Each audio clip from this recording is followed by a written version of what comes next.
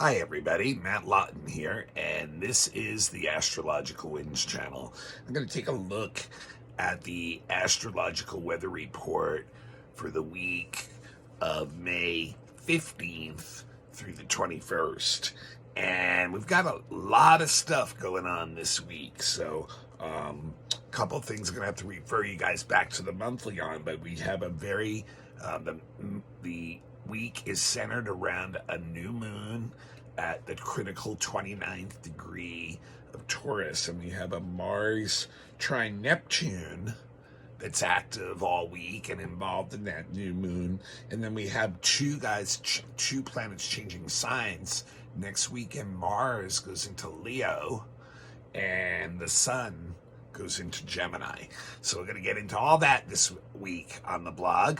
And first off, the Astrological Winds channel is a free service that I offer every week as a video blog on YouTube. So if you have a YouTube account and you like the blog, become a follower.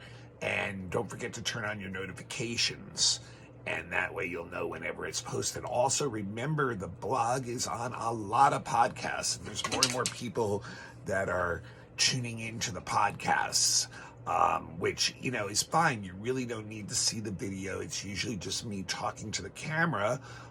Maybe it'll get more complex than that someday, but right now that's all it is. So it's distributed by Buzzsprout. Just look it up on your favorite blog. Apple iPodcasts, I know, has it. And like I said, it's posted there every week too. And like I said, it's a free service. So I'd really appreciate if you could give me a little payback by passing on the link to somebody else who you think might be interested in checking the blog out. And, remember, there's a lot of people in the world who are into astrology now. Over 50% of the world, supposedly, into astrology. So, it's not far out there to do something like that. And also, if you'd like to give a donation to the blog, that's fine too. Any donation is great. I really appreciate it. And I do have a Venmo. It's at Matthew with two T's Lawton, Lauten. But I will get into more details later. And remember, if you need a reading, yes, I am a professional astrologer. Yes, I've been doing readings over 20 years. I was professionally educated and trained to do so. So please get in touch with me if you need that. MATTHUE823 at gmail.com. MATTHUE823 at gmail.com. All right, let's get into this week. So right on today, Monday, Mars trines Neptune exact, and Mars doesn't move as fast as the other inner planets, so this trine's gonna pretty much be in effect most of the week, and the new moon's gonna trigger it at the end of the week again. And Mars trine Neptune is interesting. Mars is the planet of activity and energy, our motivations, our drive, and so when Neptune gets involved with it, it usually dissipates that energy, and when it's in a tougher aspect, it can literally, just stop it, immobilize it really. But we have a trine going on here, which is a harmonic aspect between the two planets. And what I think, for want of a better term, it helps us chill out. Maybe we've been involved in a lot of activity lately. This could be a time where we can kind of slow it down, take it easy more, or at the very least, when we're activating our energy, it's in a more harmonious and passive kind of way. It's not so aggressive in pushing what it wants. And this is energy that, is spent well on doing things that are like artistic production, is a good way to describe using Mars trine Neptune, or spiritual journeys, literally physically going on some journey or something. Or also excellent for like group work too, like just people that you have a similar ideal or goal that you're shooting for, that you can be very giving and generous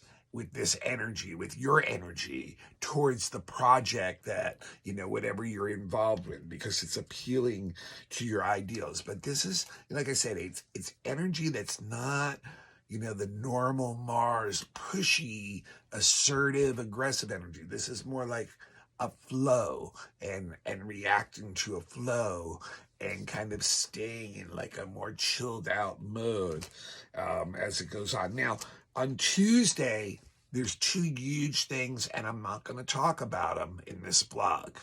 I talked about them in the monthly in a lot of in an extended way, and they're really important. So if you did not check out the monthly, which is usually the first, it was 2 weeks ago. So I'd go back and check that out. And that is on Tuesday. Jupiter is going into Taurus for the next year. And it immediately squares Pluto, because remember, Pluto is at that first degree right now of Aquarius. And it's actually, retrograding back towards Capricorn again. But I went into a lot of detail. This is a big thing. Two big things together, and I don't have time to go over it again on this weekly because there's just too much going on. So, we're talking about the transit into Taurus is going to be in effect for the next year. So it's good information to have to know that that's going on. The square to to Pluto, we'll be feeling for a couple weeks or so. So that'll be, like I said, it's good to go back and check that out. I just don't have time in this blog to go over it again. On Thursday, we have the third hit of Mercury sextiling Saturn. So if you remember yesterday, Sunday, Mercury went direct, and, finally in Taurus at 6 degrees. And I know, remember, I know a lot of people had probably very intense experiences with Mercury retrograde this past weekend, because like I said, whenever it changes direction, even when it's going from retrograde to direct, it is completely standing still in the sky from the Earth's perspective, from our perspective, and that's when that retrograde energy can be most intense. So if you just went through an intense weekend of Mercury retrograde experiences, it's now starting to move forward and unwind. And by Thursday, sextile Saturn for the third time in this Mercury retrograde cycle. And this is a time now where we can really use our mind and focus on details, focus on correcting mistakes, things that we saw that were wrong during the Mercury retrograde period. Now we can actually really roll our sleeves up and take care of the details and correct those things. And one of the best ways to do that is to get advice from people who know better about what you're trying to do. So like getting expert advice from experienced people, advice from older or more mature people about the projects and things that you're working on. Or maybe you can be that person in certain situations for other people. But this gives an opportunity to be able to do that. But this will give really great focus of the mind to concentrate now. And that's why it's a good time to fine comb, to edit, go back through things and really correct anything that's wrong, or to work on the details of a plan that you've been coming up with. So excellent energy for that. So now on Friday's the big day of the week.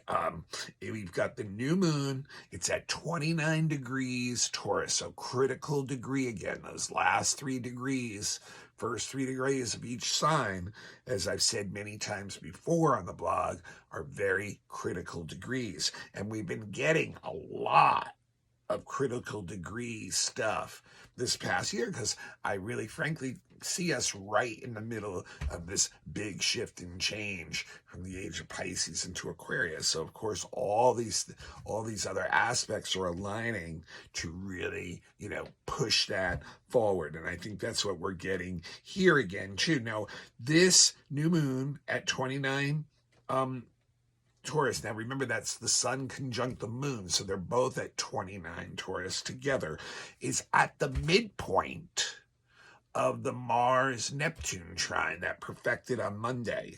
And then it also trines Pluto, who's at that retrograde critical 1 degree position in Aquarius. And that means that since the moon is in Taurus, and incidentally, moon is very happy in Taurus, it's the sign that it's exalted in. And I'll get into why in a little bit. But also, it's ruled by Venus, that means, and Venus is in Cancer right now. So some good stuff. But so critical degree of Taurus, and this is saying that we really, when we're at the last 3 degrees of a sign, this is where we have to really look at what we've been doing that's in relation to that sign, and the planet that's at the last degrees of that sign. In this case, the moon, the new moon is there. And in this case, and really look at things and be like, okay, is it time to graduate the process up to another level? Have we learned everything that we need on this level, and now we need to move it up to a higher octave?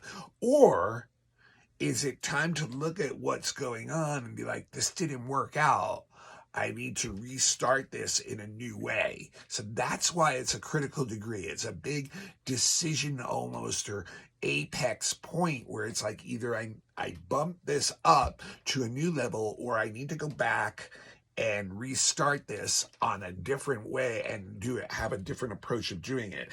And so when we're talking about Taurus, that has a lot to do with like the structures in our lives and the projects that we're involved in, especially physically, because Taurus is an earth sign. So we may be looking at things like, okay, we need to scrap this old approach, which is one of the things that Taurus can get stuck in at times, is like thinking that, the way things have always been done is the way they will always be, getting like really fixed and stuck in a certain way of doing things, and so like this is one of those times where it's saying, hey, is that old approach not working anymore? Is it time to like have a new way of approaching? And with Moon and Taurus, your security through your things, through the things you own, the material, knowing that you have the things you need to, have a comfortable life, basically, physically. And so that's a really good question in this day and age, the way the economy has been and things like that individually we all have to ask ourselves, do we need to come up with a new approach to our material security, or do we need to bump our game up to a higher level in an age where the economy doesn't seem to be stable and stuff? And that's what Taurus really wants. But like I said, Taurus can get really stuck and stubborn about traditional ways of doing things. And so this is like saying, hey, it's time to like introduce some change in there, and reminds us that that what we do today is weaving what is going to happen in the future. So like, the laying the groundwork for our security today is affecting how it will be in the future. And that's like a big lesson to go with this. Now, remember, like I said, the moon is exalted in Taurus. It is its second favorite sign to be in after Cancer. So this is good. It's in a good place. It's got a good attitude about this. And why is it exalted in Taurus? Mainly because the moon, as a planet, and in this case, one of the lights, is all about rhythms. The moon is tapped into natural rhythms. It's always doing its 29-day cycle and changing signs, 13 new moons every year. It's locked in a rhythm with the earth, with the sun, so it's all about the natural rhythms. And it's also very much the female or yin side of life, and that also taps into rhythms. And that's also what Taurus is all about on the earth level. Taurus is all about tapping into a rhythm, into a flow. Taurus rhythm is that you will get the material things you need when you need them, and when you expect them to be there, they will be there. So when you need to sit down and eat, your food will be on the table, right? That's a, just for a very basic way of looking at it. So the moon really likes Taurus because it likes the way Taurus locks into rhythms too. And so that can be what we're saying is like, hey, do we need to introduce a new rhythm into our lives during this new moon that's going to bring us to a new place of security, a new place where, we in the future we've adjusted enough to still be locked into the rhythm of getting what we need as we need it, So that Taurus energy is really into enjoying the earthly pleasures and things that earth brings us. And what's interesting too about Taurus is it's very dedicated also to its loved ones. Remember, Venus is the ruler of Taurus, and Venus is ruling this new moon. And just like Cancer, Venus is in Cancer, and it's very similar to like Taurus on the level of like wanting to express our love to our loved ones by giving them the things that make them feel secure.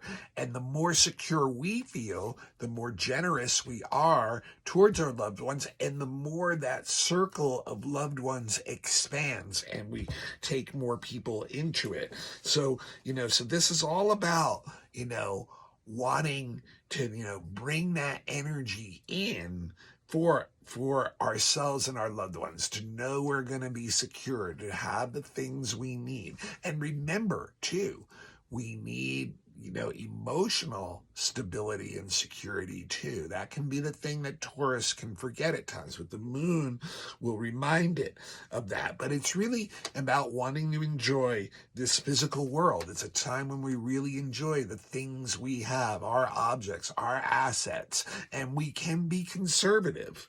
We can, hold on to things, but we can also, like I said, at this 29th degree, look at new ways now that we can continue to have that security in the future. Now, interesting, Mars Neptune comes up again because the new moon and sun are sextiling both Mars and Neptune, so they're on the midpoint of that trine. And and that brings just some really sensitive energy in. We can really feel things out, and the Neptune part of it too also plays back into the Mars Neptune of really like sacrificing ourselves in many ways for the benefit of an ideal that's greater than us, that's connected to group activity. And we can get new opportunities by doing that, but it really aligns with our spiritual path and our creativity many times. And then when you bring the Mars part in, it activates the energy, which is good because, Taurus and Neptune can use, a lot of times need a little bit of a kick to get going. So the Mars sextile to the sun and moon will give it the kick. It will give it the motivation. The ideals will actually motivate us to want to act on them. And therefore, group activities are great. Teamwork kind of thing. Camaraderie, doing a project together that everybody's into. And even if not, Mars with Neptune and the moon and sextiles is like focusing on your own thing, and you can really appeal to your own ideals. Now, we also have it trining that Pluto, which is also in the critical degree. So the sun and moon are both trine Pluto too. And what does that mean? That these things that we do now can have great transformative value to us in the future. It can expand our consciousness. It can show us things that we haven't seen before. It can put us into a place of self-empowerment where we can be the authority in our lives and have a great rippling effect of transformation and change to all those who are in our circle around us. So this is like really, great energy to start something new that is going to get us security emotionally and materially, and will bring us opportunities to work on idealistic goals together with people, or even ones for ourselves, and also can bring great transformation to our lives and to the people around us and to the structures in our lives, and help us to see what really motivates us deeply, and use that energy to really transform things. Now, interesting too, that Venus in Cancer, like I mentioned before, is the ruler, and that's also about wanting to take care of our loved ones. Venus likes to be in Cancer. Like I said a couple weeks ago, it went into Cancer. If you missed that blog, got to go back and check it out again, about how she really is comfortable in Cancer. And it is in a sextile. Venus is actually the only aspect she's making is a sextile to the major asteroid Vesta. And that really can, bring creative energy into group situations, creative expression in group situations, so it's real sweet energy there that we can tap into. Okay, couple other things still, and one of them's pretty big. The very next day, Saturday, Mars goes into Leo, and it immediately opposes that Pluto at the first degree of Aquarius. So Mars into Leo is like pride exponentiated, okay? We have to be really careful when Mars goes into Leo. We get very zestful, very full of energy, very into our own thing, okay? Mars has a lot of ego in it, and Leo is a very egotistical sign. So like when they come together, they can really inflate our pride. And we have high standards, and we're really good leaders when Mars is in Leo. So in a way, it's meant to make us feel good about ourselves, to feel confident, to take risks, to take initiative, to be a leader, to show how it's done. But we can get really self-righteous and arrogant because we actually can be very successful with those actions. We believe in ourselves, so that belief right there can set up success. But there's a lot of pride that's mixed in with Mars and Leo, and it can get us into a lot of conflict over pride issues. If we are not aware of the Mars and Leo energy, we can be like a teenager, or throwing a tantrum about not getting what we want, and literally even getting in a fight about it. So it's definitely something where we have to be conscious of our energy, but there can be a lot of success and a lot of ability to creatively express ourselves and push what we want. But we really have to be self-conscious about being like, our head being too big for the room, So, and then we get opposite Pluto the same day, which is just gonna really inflate that, because, basically when Mars is opposite Pluto, we end up having so much energy for what we want to do that the way we do it gets us into conflict with others, and it can really, especially those who are in power or authority, who may feel threatened by this power and energy that we're showing. So it can bring us into a lot of conflict, power struggles. And even if we can be conscious, once again, just like Mars and Leo, you have to be very conscious of this energy, or otherwise you're gonna just bring in conflict. And even if you're not, other people can come right to you with the conflict anyway, so like you can do your best to be conscious, but they're gonna other people can bring it to you. And I'll be honest to you guys too, this is a very dangerous transit too. If you are in some situation that there's like violence or the potential for violence in a relationship or in a location that you're in, this is not a good aspect to have in those situations. It's a triggering aspect for people who are not conscious to lash out in ruthless and violent ways. So, if you have that tendency in yourself, you need to be aware of it, and also be aware that, you shouldn't put yourself in places where people could potentially act like that, because the chances of it are much higher than normal. But this gives us great, great power to change and transform things in our world, in our relationships, and in our world, to reform things, to, really make great, great actions that change things and transform things.